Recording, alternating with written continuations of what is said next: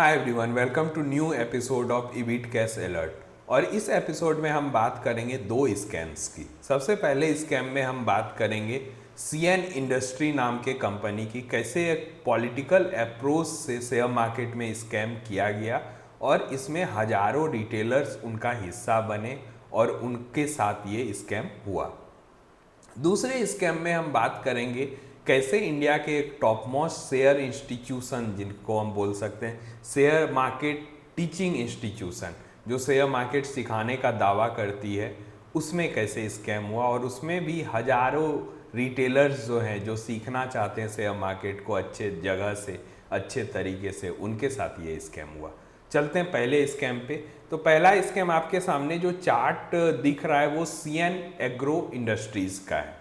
सबसे पहले हम एक केस स्टडी करते हैं। जो लोग चार्ट्स को देखना जानते होंगे उनको पहले ही नज़र में पता चल जाएगा कि सीएन एग्रो इंडस्ट्री का चार्ट कुछ अजीब सा दिख रहा है। ये इस तरह से दिख रहा है मानो कि इस सीरीज में, यानी कि 12 अगस्त से लेके आप अगर 23 दिसंबर 2024 का कैंडल देखोगे तो इसमें आपको किसी भी तरह का सेलिंग प्रेशर नज़र नहीं आएगा। ये 40 रुपए का स्टॉक बिना किसी बिकवाली के 550 रुपए पे पहुंच गया। 2-3 महीने की घटना है ये, यानी कि 8 गुना हुआ स्टॉक मात्र 2-3 महीने में, वो भी बिना सेलर के साथ। जबकि आप जानते हो कि शेयर मार्केट में हमेशा दो पक्ष का एक्टिव रहना जरूरी है, सेलर और बायर्स का।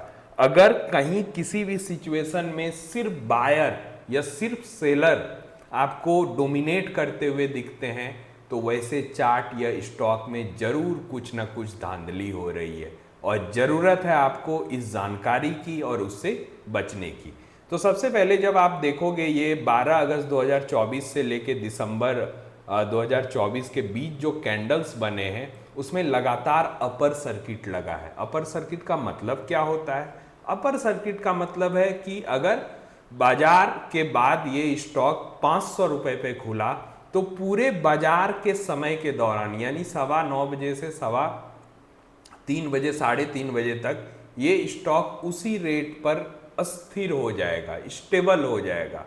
यानी अगर इस 500 पे खुला है तो वो ना तो 501 रुपए या 501 पैसे होगा, ना तो 499 रुपए 99 पैसे होगा। यानी 1 पैसे की भी वॉलीटिलिटी इसमें नहीं होगी।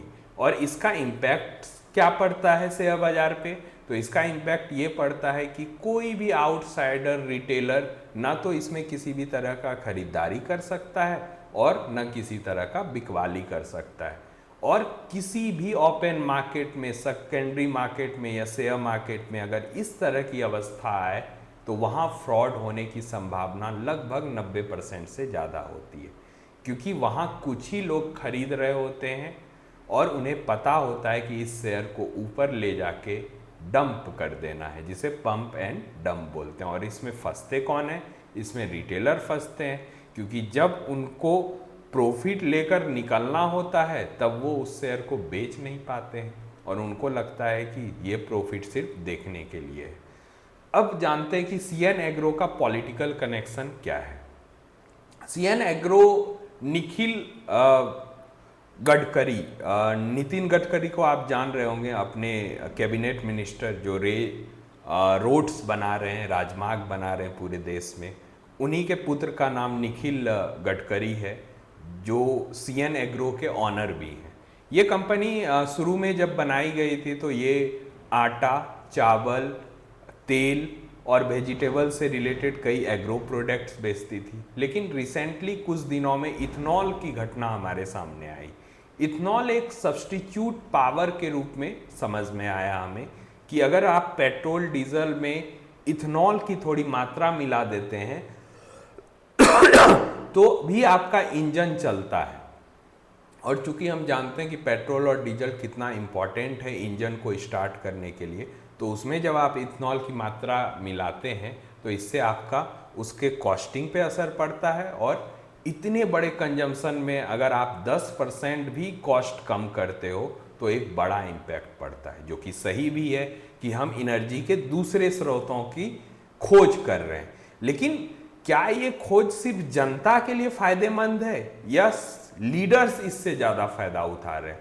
तो सीएन एग्रो रिसेंटली डिपेंडेंट हो गई है इथेनॉल प्रोडक्शन में। यानी अगर आप सीएन एग्रो के रिसेंट रेवेन्यू जनरेशन मॉडल को देखोगे तो उसमें आपको सबसे बड़ा भाग इथेनॉल का दिखेगा। यानी कि इथेनॉल प्रोडक्शन का जो सबसे बड़ा बेनिफिशियरी है वो सीएन एग्रो इंडस्ट्री है, और ये रिलेट करता है नितिन गडकरी जी से, यानी उनके पुत्र निखिल गडकरी जी से। अब सबसे ज्यादा बात इथेनॉल की कौन कर रहे हैं? तो नितिन गडकरी। गवर्नमेंट में रह के अगर ऐसा कोई काम करता है कि आप अपने ही पुत्र के कंपनी के लिए किसी चीज को प्रमोट करते हो और उसका फायदा सीधे तौर पे आपके पुत्र के कंपनी को पहुंचता है, तो कहीं ना कहीं तो सवाल उठता है। अब इसमें फंसे कौन से लोग होंगे? इसमें फंसे वो लोग होंगे जो रिटेलर्स हैं। तो मैं हमेशा बात करता हूं कि आप किसी भी लेवल पर शेयर मार्केट को कर रहे हो तो इन पेचीदा और पतले चीज़ों पे आपकी नज़र होनी चाहिए कि कहीं तो आपके साथ स्कैम नहीं हो जाए, कहीं वो प्रॉफिट आपको दिख रहा हो लेकिन आप उसको एकोमोलेट नहीं कर पाते हो। तो सीएन एग्रो वो पहला स्कैम था जिससे आपको सतर्क रहने की ज़रूरत है। और अगर हम देखें इथेनॉल के तौर पे नितिन गडकरी ने अगर शेयर, उनके पुत्र ने अगर शेयर मार्केट को इसका माध्यम बनाया है तो यहाँ भी जांच का दायरा बनता है, और सेबी ने इस पे कुछ एक्शंस भी लिए हैं। तो ये इसका पॉलिटिकल कनेक्शन था। अब आते हैं दूसरे स्कैम की तरफ। दूसरा स्कैम क्या है? तो दूसरा स्कैम है अवधूत सांटे। आप लोगों ने इस चेहरे को देखा होगा, मैं सर्च कर लेता हूं। अवधूत सांटे,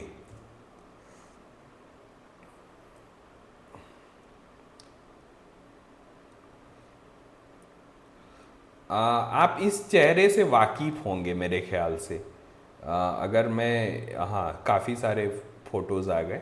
तो ये शेयर मार्केट को चमत्कारिक और ग्लैमर तरीके से समझाने के लिए जाने जाते थे, और इनके पास काफ़ी बड़ा बेस है स्टूडेंट का।